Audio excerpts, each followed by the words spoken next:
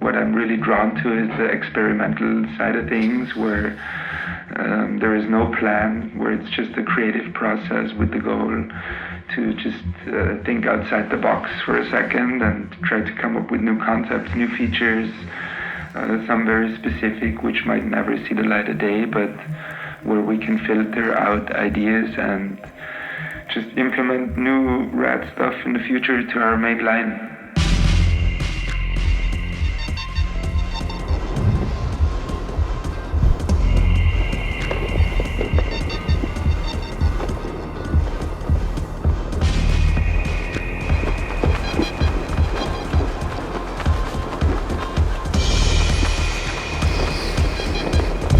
As you see, I was always inspired by hydrodynamic planing hulls, the work of Richard Canvin and surfers like Ryan Birch and stuff, their take on heat and control, fish shapes, just that type of surfing.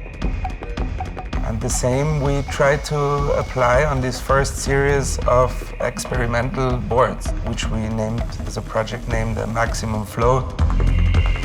So I ended up with a 174 that in particular has a step tail and a channel in the tail, which gives it a little bit more stability, but it can sink better in powder.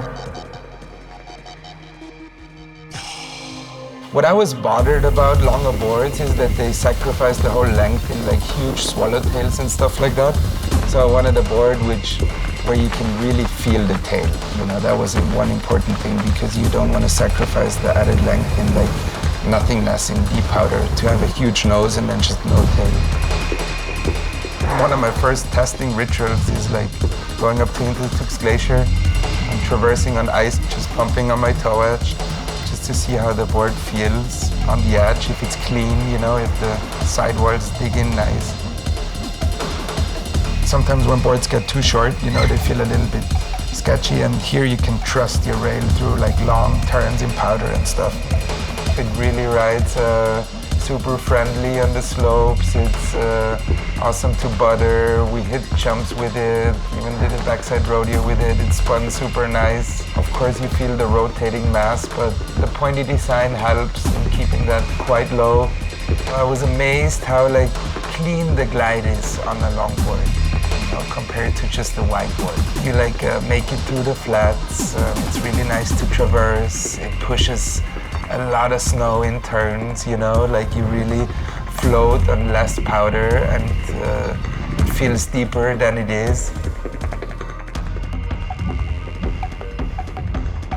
For deep powder, I think length is so important. That's kind of the conclusion.